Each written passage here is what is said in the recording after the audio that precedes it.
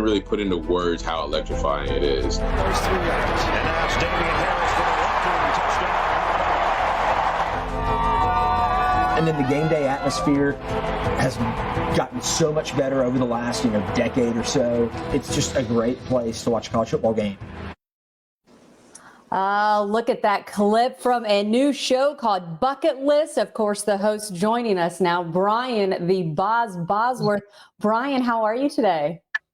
I'm doing great, Natalie. How are you doing? I am well. I love this concept. There is something so special about college football and the places that fans flock to. And I first want to start out by talking a little bit about your background at the University of Oklahoma. And I had heard you give an interview saying that one of the reasons you wanted to be a Sooner was because of something you had told your grandfather, a promise you had told your grandfather about playing there at the University of Oklahoma. And I think that shows the history, the feelings, the mystique of college football, that families have such a tradition.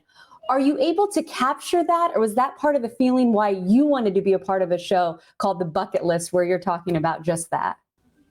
Well, it was certainly important to me to convey the relationship and how important that relationship is for the player's perspective and why they go to these iconic universities. And it doesn't even be an iconic university. It's really just, it's the extension of allowing that dream and blessing of being an athlete to continue at any platform. So for me, I was extremely lucky and blessed that I got an opportunity to play for a university that I fell in love with, but I had made this promise because I didn't know much about the University of Oklahoma in 1974. I was born in Oklahoma and held captive down in Texas, so all I really knew was Southwest Conference football, the University of Texas, and SMU and TCU and Baylor and all that other stuff. But of course, I knew the boys across the Red River, and I spent a lot of time with my grandfather at his farm, but he could never come watch me play as an athlete. And I always kind of wanted that appreciation, acknowledgement from my family, those that were close to me, to understand why I'm so passionate about playing sports. And I played all of them, but I was particularly, drawn to football because you could hit people legally.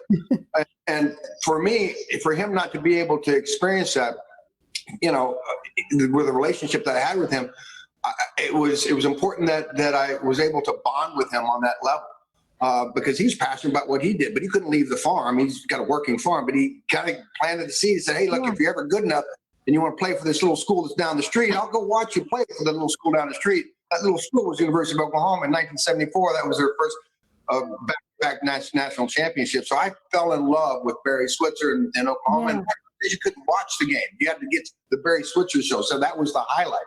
Now with technology, anybody could watch any game at any time from their living room and the comforts of that. But what they miss is the sights and the sounds and the smell of what it's like to be on that campus and being part of that culture and see why people are so passionate. They're not just passionate on game day. They don't dress up just for Saturday for that four-hour window. They dress up year round. It is part of their ingrained personality of being prideful and appreciative and loving about their community, their team, the chemistry, their players, just all of it. And for people to watch that from their living room, they're missing so much. They have to be there and witness what it's like to be the sight, sounds, and smell of college football before the kickoff and then after the kickoff, because the relationship with these fans that are there in those campuses, they want to share that experience with as many people as possible because they are so prideful about what they've done for generations. They're carrying on something that is important and passionate for them. I love this show concept. I shared this with you before we got started. I did something similar for Fox Sports during my career, and I was blessed to travel around to SEC and ACC schools. So some of them that really stuck out, we were seeing a little bit of Auburn, and you were talking about things like after the game. Well, we know Auburn fans, War Eagle to them, they always go to Toomer's Corner and be able to experience that. And then we were talking also about some of the restaurants that you were able to show, because I don't know about you, but food makes up so much about what some of these college towns have to offer. Were you able to dine as well? Because I caught a clip there of a restaurant, it looked like, right? Yes. Not as much as I would like to. The show, because we had to shoot it during the pandemic, we had to tighten things up and we were kind of restricted on where you could go and things like that. So in some respects, what it did is it left me wanting more. Yeah. But I think that's one of the reasons why I think the show will be so successful is that anytime you go to these universities and campuses, you're always going to leave wanting more. And that's why people come back. Mhm. And the tradition of what makes it so unique is the tailgating or the special places that you go afterward.